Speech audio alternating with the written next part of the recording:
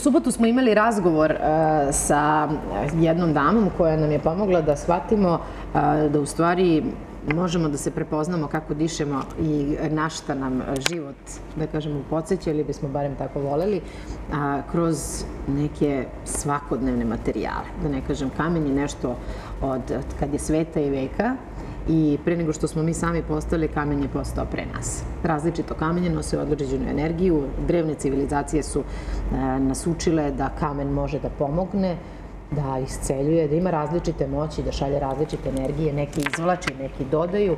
U zavisnosti od toga kako posmatramo život i šta u životu radimo, možda bi mogli sami sebi da pomognemo. Miva Miković ovoga jutra sa nama. Dobro jutro. Dobro jutro. Hvala što ste poranili.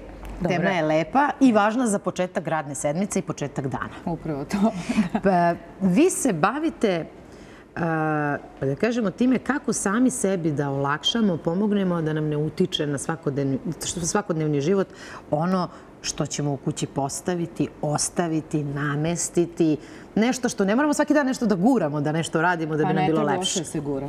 Da, guranje pre svega nije dobro. Blokiranje energije. Bavite se feng shuijem, što da kažemo, to nije nikakva sad magija. To je samo postavljanje po prostoru određenih obaveznih stvari, da kažemo, koji, eto, moramo negde da spavamo, pa ćemo postaviti krevet. To je nauka sa Dalekog istoka. Jeste, pre svega nauka. Pre svega nauka koja se bavi harmonizacijom prostora ljudi i životne energije ili kosmičke energije. Što će reći postavljanjem života pravih stvari na pravo mesto. Da ne bude pogrešno namešteno i na pogrešnu stranu da gleda. Da počnemo od onih najbanalnijih stvari. Kad uđete na vrata u kuću, u zavisnosti od toga da li su vrata okrenuta na ovu ili na onu stranu sveta. To nema veze. To sad neki kažu, ako je ka istoku, onda će da ulazi svetlost. To su neke druge stvari. To su neke, kako kažu, babske priče. To nema veze zato što feng shui nauka je jako slična sa staroslovenskim građenjem kuća. Dakle, naši gledaoci mogu da apsolutno prihvate ovu nauku kao nešto što su njihovi stari i drevni, znači naši narodi i preci i deke, bake uneli u okviru svakodnevnog građenja kuća. Samim tim građenje kuća predstavlja i građenje u urbanoj sredini, jesu zgrade, ulice, to predstavlja vodu, ne znam, parkovi, predstavljaju šumu i tako dalje. Dakle, ništa nije izmišljeno, sve je onako kako smo mi radili, to isto se bavi i feng shui. Samo što je feng shui sa Dalekog istoka, znači celog Dalekog istoka, nije samo Kina, svuda se primenjuje i on je praktično zapisan, što se recimo kod nas na staroslovenskom načinu ne bi našla. Znači, eventualno nešto oko vinčanske civilizacije možemo da poredimo, a ovo ostalo je sve šta su naši preci nama rekli, bake, deke, prabake i tako dalje. Sad, poenta je da feng shui je baziran upravo na nekom pravilu koje je i nije pravilo. Znači, nama ovde je vrlo slično i vrlo je prijemčivo, odnosno vrlo ga brzo svi prihvataju. Lako usvojivo. Lako usvojivo. I zato je problem što ga ne shvataju svi jer misle, neće ni da razmisle jer je stran naziv. Mnogo to nekako egzotično zvuči. A u stvari je vrlo jednostavno i prosto. Jeste, pa isto, oni se isto bave, recimo da bi neko gradio kuću kod nas, potrebno je da pozove rašljara, znači da mu pregleda plac s rašljama, je li tako? Da vidi da li će da postavi tu kuću, da slučaju nije vodena žila, pa onda ako traže vodenu žilu da izbuše bunar, da li će na metar ili 10 metara. Što je sve vrlo logično pod fizičkim obavezama. Tako je. Ista stvar je i u feng shuiju. Također nećemo da otvorimo vrata tako da gledamo planinu, nego ulazna vrata se okreću na otvoren prostor. Ista stvar je i u feng shuiju, ista stvar je i u urbanoj sredini, dakle u stanu. To su stvari logika življenja.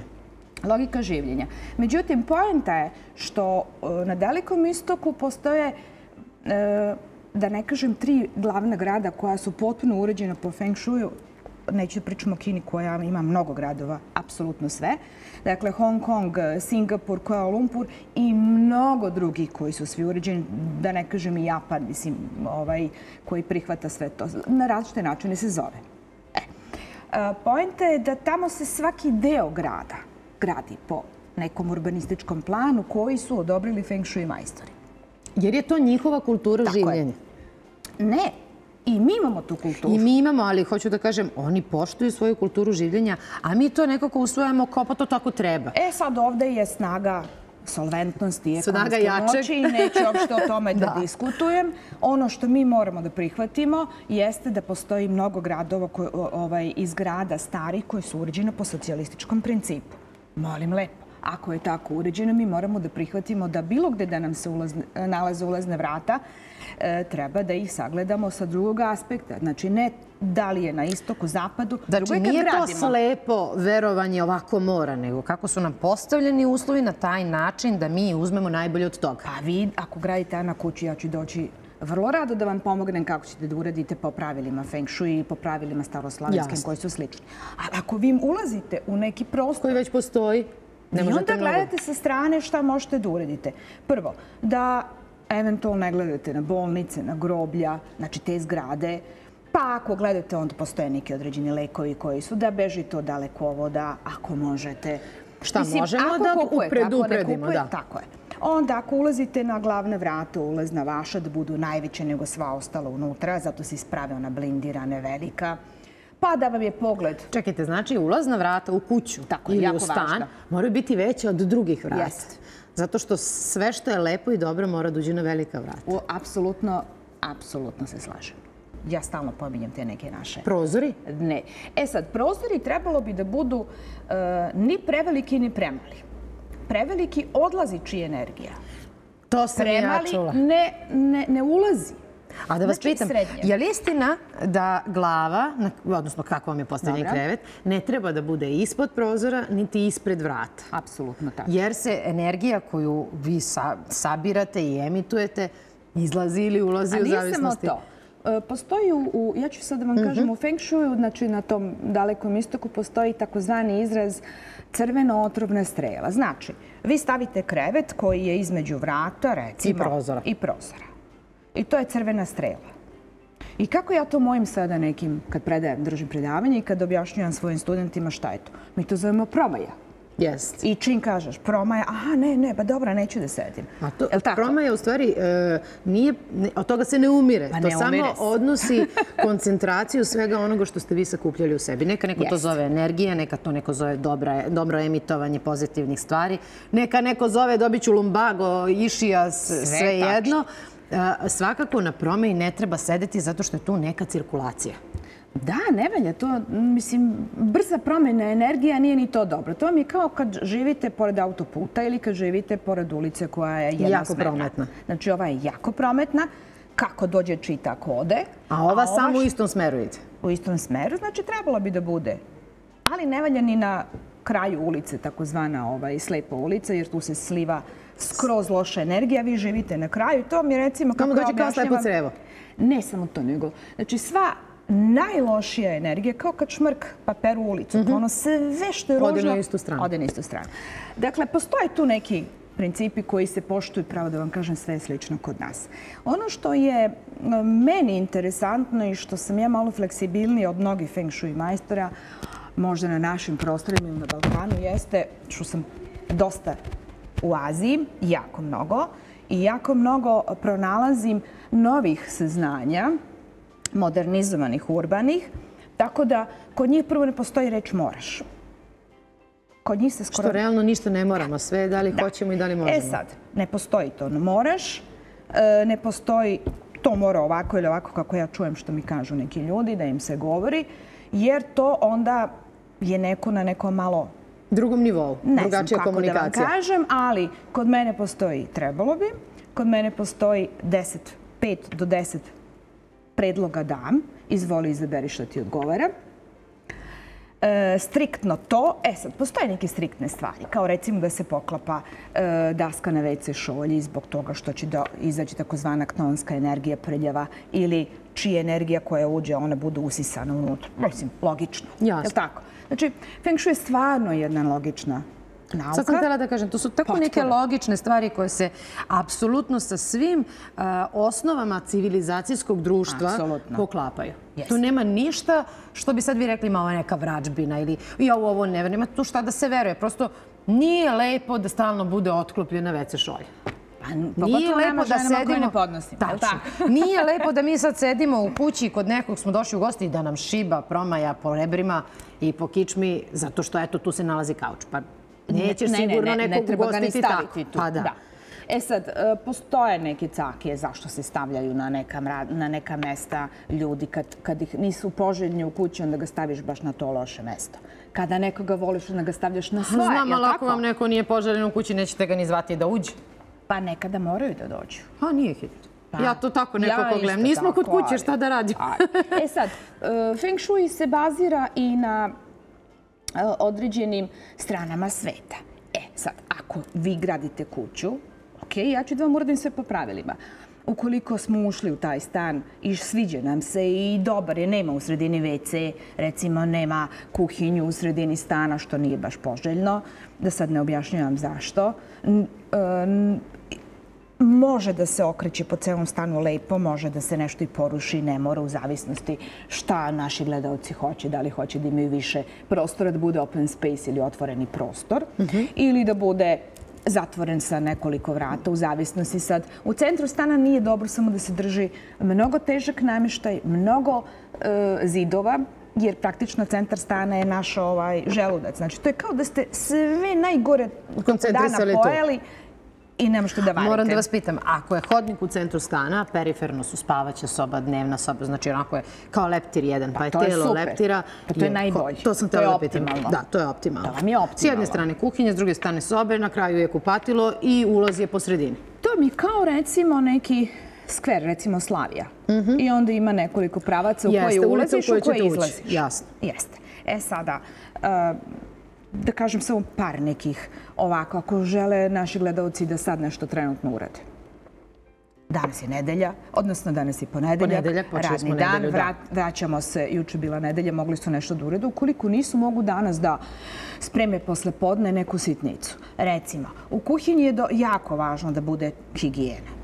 Tu ulazi energija, sprema se i ulazi energija u naš organizam, je li tako? Znači, bitno nam je da kuhinja relativno bude čista i organizovana. Pa nije relativno. Ne relativno čista, da bude čista i organizovana. Relativno organizovana zato što se uvek nađe nešto što morate da sklonite. Ali ono što se radi bar jednom u mesec dana jeste sope frižider i šporet. Ukoliko se često koristi. Ko jede sirovu hranu, njemu ne treba šporet za te stvari. Sad, šta je bitno? Postavka u kuhinji, recimo postavka frižidera i postavka šporeta. Frižider predstavlja ženu. I šta je sad slatko? Vi uđete sad kod svoje drugarice, nekoliko. Baš me zanima gde sam ja kod mene u kuhinji. Dobro, kod vas, ali recimo odete kod drugih ljudi i onda vidite gde vam je frižider. Koja je veličina? Da li je na udarnom ili je tamo u ćošku? Jer to predstavlja ženu. Znači, žena ako je velika, preuzeće svoju energiju u tom stanu, muž neće. A šta je muž? Muž je šporet. Muž je šporet. A sad, ukoliko je negde šutnut šporet, znači da je tako i u njenom životu. Mislim, to su vrlo simpatične stvari gde ja vidim. Čekajte sad, meni je šporet u ćošku, ali nije šutnut. Nego je ispod prozora da može da se luftira kad se kuva. Važno je da se vidi na kraju krajeva i tu da su negde... Blizu? Ne smiju da budu blizu. Ja bi sad rekla, pa ne bi smeli da budu blizu ni zbog toplote šporeta na frižider će da crkne. Voda vatra. Voda bi ugasila vatru. Dobro. Jer žena može da bude jako yin, znači jako negativna i jako hladna. Taman posle. Ne, suprotno može bude i topla, naravno. Jasno, kako zrače, tako privlače. Dobro, to je sad već druga stvar. Mislim na muža, ne na šporet. Ali u principu to su neke stvari koje su dosta implementirane u našem životu. Sad da vas pitam, pričamo konkretno o kuhinji. Šporet i frižider moraju biti vezani jer jedno podstiče drugo. Znači, kad se ohladi hrana, vratit ćete u frižider. A vezani su sa onim elementima. Ako su vezani elementima kako treba, ti elementi mogu da budu i deca, i prijatelji, i životne radosti. Zavisi šta je česma ili već kako. Ali treba da budu blizu i da budu uzročno-posljedični. Što u principu šporet i frižider jesu vezani za hranu.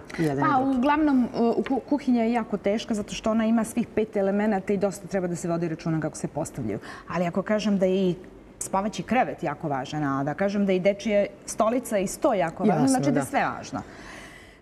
Feng Shui nije samo baziran u stanu, on je baziran i za okolinu svakako. I okolinu obavezno, za parkove, gradove, države, kontinente. Kao jedno. kao drugo za nas ljude. Jer ovo što ja trenutno imam i vi, to je isto feng shui naše ličnosti trenutno, pošto svi znaju da ja volim tirkiz, ja sam danas tela, a ja inače volim tirkiz jer mi daje mogućnost da bolje komunicira. Meni lično, jer ja sam voda. Dobro se osjećate u toj boji. Ne, ja sam po feng shuiu jedan voda i samim tim meni ovo odgovara kao da sam u okeanu i plivam. To su neki caki i to se radi... I osjećate se u stvari prijatno u tome u čemu ste i možete najbolje da emitujete ono što treba da radite. Da, to jeste i moj jedan deo posla je bio vezan za voditelji televiziju i upravo sam radila po principu njihovog QA broja, njihovog ličnog elementa i tako su dobijali određenu odeću i ambijent u kojem su sedeli bilo je vrhunski. Neću sad pričam šta je. Sad moram da vas pitam, pošto naši gledalci, svi danas imaju problem s parama. Aha, dobro. Novac je najveća stavka u danu, ukoliko god mi mislili da ipak treba budemo zdravi i da se volimo, na kraju se sve svede na novac. Recite im šta da rade ili kako da postave životne okolnosti i predmete, da taj novac ne odlazi na pogrešno mesto ili barem da cirkuliše onako kako je dobro. I nemojte da mislite da je novac dobro skladištiti. Ne, nije dobro. Novac mora da se vrti. Ja to znam. Jeste. Dobro. Prvenstveno je važno da iako neko nema trenutno posao, a suprug recimo ima ili obratno, to nije smak sveta. Prvenstveno treba da se podsjetimo šta sve možemo da radimo. Ljudi se zaborave. Ljudi potpuno zaborave da imaju u rukama čudo, moć. Žene mogu da spreme nešto, da pomognu starim ljudima, da skuvaju. To sve postoji. Mislite, svi se libimo nečega što smo... Svi se libimo, nećemo nešto da radimo. Onda odeš u inostranstvo i radiš svašta. Znači, to je prvo jedno. Da mi ne pričaju kako nema posla. Ima posla. Svako može da radi. Samo je pitanje šta ko hoće sebi da dozvoli. Samim... Pa dobro. Da, ima onih koji ja ovo neću da radim. Zašto? Pa ja sam se školovao za nešto drugo. Životne okolnosti su drugačije i menja se. Ja sam rekla, pošto sam dosta u inostranstvu i živjela i znam da naši ljudi rade svašta, da dođu prave se važne. Nije istina. Istina, jeste pravo. Mislim, nije istina da nema, može svašta, ali da ne pričam ja sada filozofski i politički priču, apsolutno nisam u toj temi. Ja ću samo da kažem da podizanje nivoa energije za posao i podizanje karijere i podizanje novca zavisi od toga kako se vi osjećate u kući. Jer kuća nam služi za bazu i punjenje baterija. Ukoliko ste vi pod kompletnim stresom, depresijom, spuštene roletne, nema svetlosti, sunčeve, ima veštačka, ali možete vi stalno pod veštačkim svetlom da radite. Nema vazduha. Vazduh je taj koji nam prolazi kroz pluće. Znači, kontinuirana fluktuacija vazduha je u stvari kontinuirani priliv novca. Znači, moramo imati dobru cirkulaciju vazduha u kući da bismo se dobro osjećali kod nas kući pre svega. On je važan na jugoistoku, recimo je važan tamo gde otprilike izlazi sunce, pa taj neki deo stana je jako važan da ne bude nikakav namještaj kod prozora, da može lepo da se otvori prozor ili terasa, da se izađe, zato što je to upravo mesto za ulazak novca. To je. A ako su nam tu ulazna vrata? Pa dobro, to je još bolje. Onda mora savršeno da se sredi. Da mogu širom da se otvore. Što se tiče ulaznih vrata, primetit ćete da neke banke koje su uređene po feng shuiu, da li ovde ima neke, neću sad ih imenujem, ima u inostranstvu, njihov glavni ulaz jeste, to su ona ili cirkularna vrata, kao što je naš Hyatt. Ona kružna u stvari, da? Ili se sama otvaraju? I ona klizajuća, okrenuti su ka jugoistoku. A to je mesto trezora, novca, komunikacije, fluktuacije, komunikacije sa sferom interneta. I nisu ni ludi što na tu stranu. Jao, mi odosmo u dan, a nismo pomenuli ni kristali. Su jedno od važnih stvari za čišćenje, purifikaciju prostora, za davanje energije u prostoru i naslično. Meni recimo danas pomažu moji kristali. Tirkiz pa tirkiz. Tirkiz pa tirkiz, dobro, ima tu sad svako voli svoje. Ono što je jako važno jeste da poneko od naših gledalaca može da ima, ako može se vidi, ovo je recimo kristal kvarc, on je dobar za kompletno čišćenje aure, kao recimo kad čištimo tamjanom, tako isto je dobro da imamo i kristale koji će da nam prikupljaju lošu energiju. Šta znači loša energija? To je elektromagnetna energija, odnosno naša zračenje, televizor, mobilni, Wi-Fi, ne znam, sva druga zračenja. On ih skuplja. Ovo je recimo pustinjska ruža, ona je odlična za mesta gde je dosta buđivo, znači gde je vlažna. Aha, njoj treba vlaga svakako, da. I nju staviti posle na sunce da izađe ta vlaga. I nju ne treba prati, ona sama prima i otpušta. Recimo, crni turmalin je jedan od fenomenalnih antiblokatora, znači neko ko ima blokade, ko se plaši, da li će neko da ga urokljivo pogleda, by the way. Dobro, dobro. To je onda dobar. Crni turmalin obično se drži kod kreveta ili u tašni. Za novac. Za novac. Citrin. Njega zovu menadžerski kamen. Odlično, i to imam kod kuće. Sad kad krenem ima da budem ko Bata Stojković iz Ko tu tamo peva. Može da se stavi kao lančić, može ovako uglavnom muškarci vole. Da li je dobro da bude u izvornom nekom obliku, ne preterano brušen ili? Može jedno i drugo. Nije bitno, kako ko voli? I na sunce, on voli sunce. Kako ko voli. I recimo jedan žadić koji ja volim, to je... Žadić i žabica? Žabica, ovo je sveti kamen kod Kineza, a u obliku žabe donosi takozvano uska čupare, donosi parice. Kao i žaba, tako i on. Ja znam da naši gledaoci znaju već za tu svaku žabicu. Ona drvena žabica kojom se krekeće po kući. Da, eto, malo... To je indijska. A ima ona druga što ima jedno... Jezičak? Ne, ona nije jezičak, nego je novčić. Novčić. Sad vi možete ispod te žabice ili ovakve ili one da stavite nešto novaca, ali da se pokreće. Znači kako stavite pa onda prođe par dana uzmete. Da imate decu da uzmu koji novčić da mogu da cirkulišu, jasno. Ja bih voljela da se mi ponovo vidimo, da malo s vremena na vreme pričamo o tome. Ako uredimo naš prostor u kome ćemo živeti i u koji odlazimo da se odmorimo od svih ostalih drugih prostora, bit će nam lakše da prevazilazimo svakodnevne, da kažem, teškoće. Nekom su muke, a nekom su teškoće. Mislim da bi bilo jako važno da prvo kod kuće popravimo sve što imamo, pa da brinemo o tuđoj brizi, što kaže Duško Radović. Popravite prvo svoju kapiju ili kvaku, pa onda brinite šta će negde drugde da bude za popravku. Da ga ne citiramo skroz, sve u svemu razumeli su. Mnogo vam hvala za ovo jutro. Da počnemo radnu nedelju drugačije, da počnemo radnu nedelju sređivanjem sebe i onoga što je nama najbliže. Pa ćemo onda lako da sređujemo tuđe probleme, živote i njihove brige. Dobro jutro vam želim još jednom.